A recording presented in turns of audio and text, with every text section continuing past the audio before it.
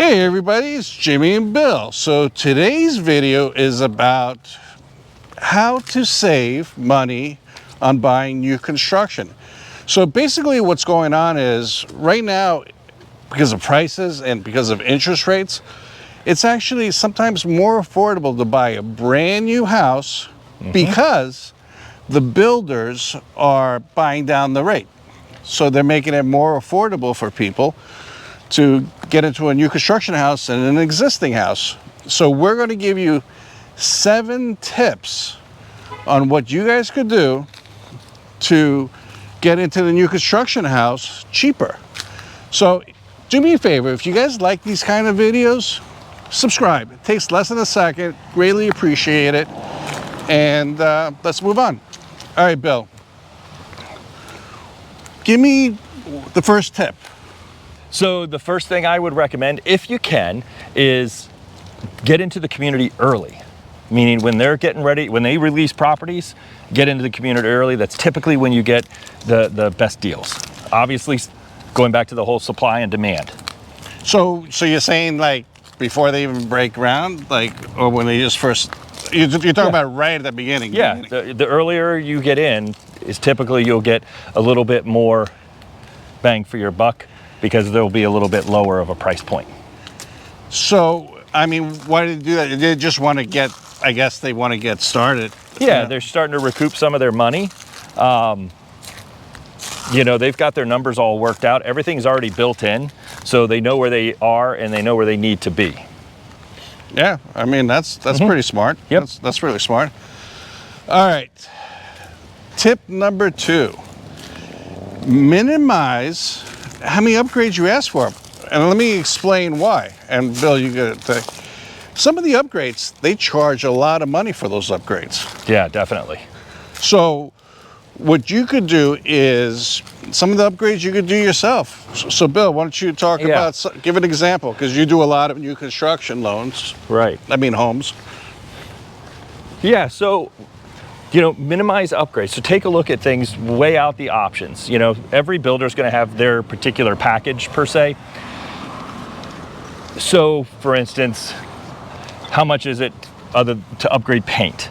That's a relatively easy job to do on the, you know, like your interior paint. Yeah. Things like cabinetry. That's stuff that I would not wait, because you got to pull out the brand new cabinets that you just had put in. So I would use the builder to upgrade those. So it would be cheaper for you to say, hey, have the builder do it. Exactly. But like, give me some example. Lighting, you know. Well, things that you can't easily accomplish, have the builder do. So like, let's say they offer can lights or, you know, additional recessed lighting on your first floor because you're buying a 2-story house. In that scenario, I would probably pay them to do it because the walls are all opened up. You don't have to cut holes in your drywall and do a lot of repair work, things like that. If you're just talking, you know, maybe countertops, see what it would be to get upgraded countertops put in versus you putting countertop, you know, taking what comes standard with the house and then having countertops put in by your vendor. Same thing with like glass enclosures for your shower. You know, there's sometimes an upgrade depending.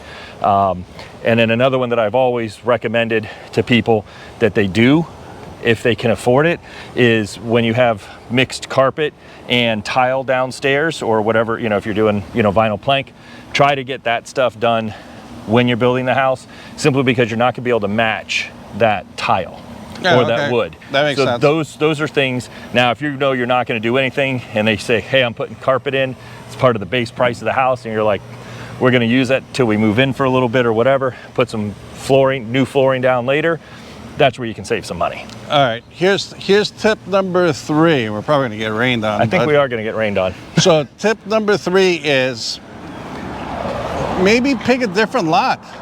So like, I've seen some lots that get premiums just because of their location, but just a nice lot too, just down the street, you might save thousands of dollars.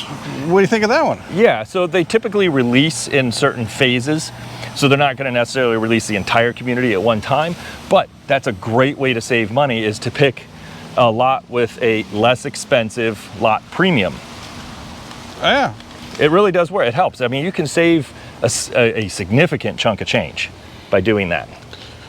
All right, so let's talk about another one. Tip number 4. See what builders and what incentives they have. I mean, think about it.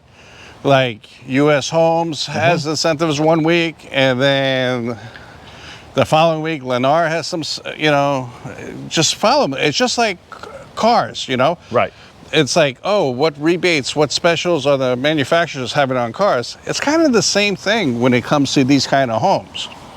What do you think of that one? Yeah, that's if you can find a property, you know, it's in the area that you like. So for instance, like by us here in Wesley Chapel, you know, we've got 7 or 8 different new communities going in. So if you kind of like the style, you can kind of shop around. A lot of the builders will build the same style house, and if you like those things and you like that style, shop around, see who's looking, who has the best incentives, see who's giving you the best interest rates.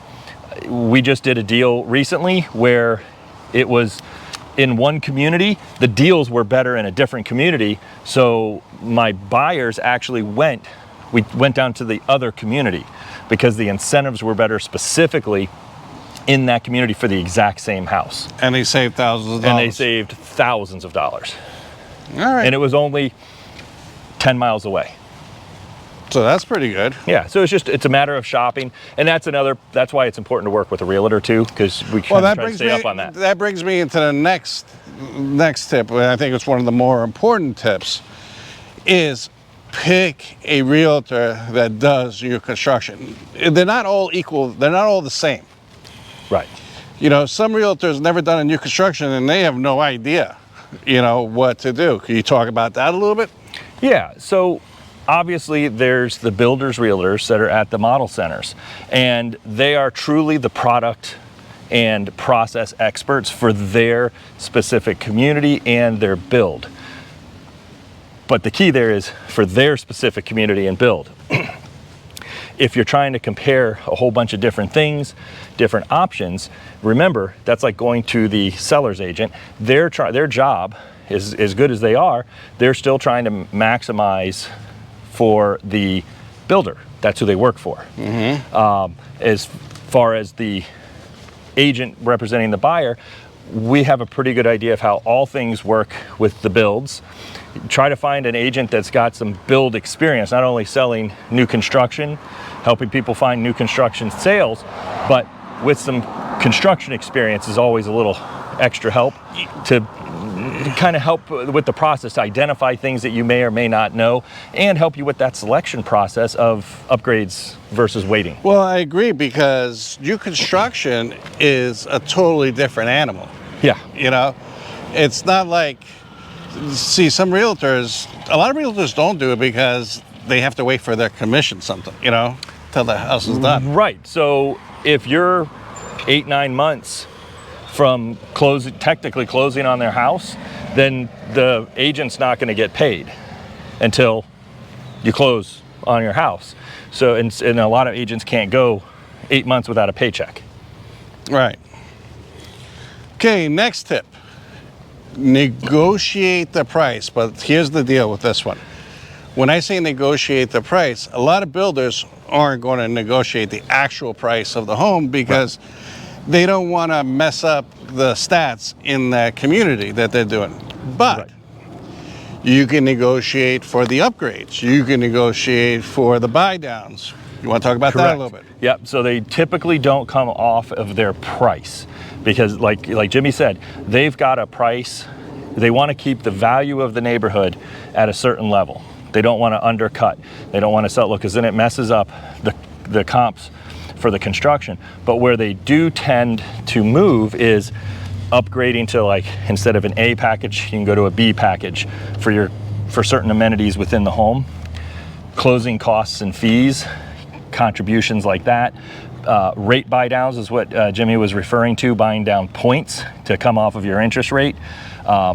Things of that nature, they'll typically kick in, or those are negotiation points.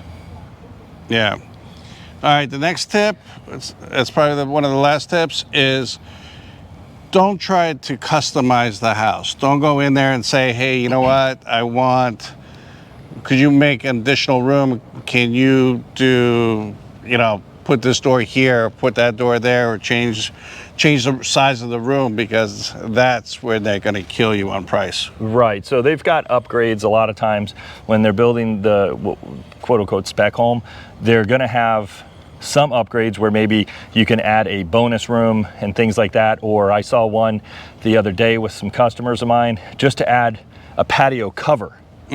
Off of their back sliding glass door was something around $15,000 or $16,000, and this wasn't like it was built into the roof. This was just attached to the wall, fascia? Basically to the wall, block wall, because it was really tall. It was they had nice 12-foot ceilings, but it was $15,000. Yeah. I mean, we're talking, even with today's inflated prices of construction materials, we're still only talking maybe $5,000 of material. So in 2 days of work, this is, we're not talking something huge here. So, try not to customize too much.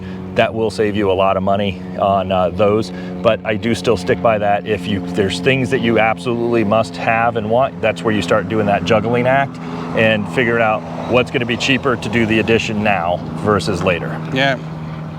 Anyways, that's 7 tips. It's starting to rain, so we're going to cut this one a little bit short, but this is 7 tips on how to save on buying new construction, and really consider new construction. Yep.